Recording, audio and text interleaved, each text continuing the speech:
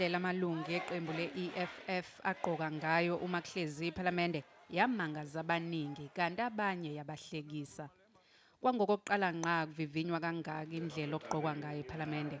Lolu daba beliseqhulwini namhlanje njengoba bekuhlangene ikomiti lemithetho yePhalamende kanti imimoya inyuke ezisuka nje. When it comes to the attire of the EFF, please do not go there because it is not going to happen. We're going to wear overalls and they're going to wear the clothes that represent the working class. Kodwa ANC ibingawubamba umshini. We cannot have those hats in the house because they are dangerous. They are weapons. If I can take it and throw it to you, it will hurt you. So we don't want those kind of things.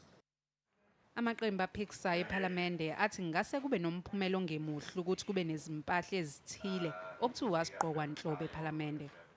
These rules in some ways I think is actually discriminating against people. What is formal, what is informal? But the Madiba shirt came about, we respected him as an icon, and then Parliament allowed the Madiba shirt. Now, we must remember that we are in Africa, right? And we've got to come up with an African way of dressing, and traditional wear and all that is okay. We cannot be too prescriptive.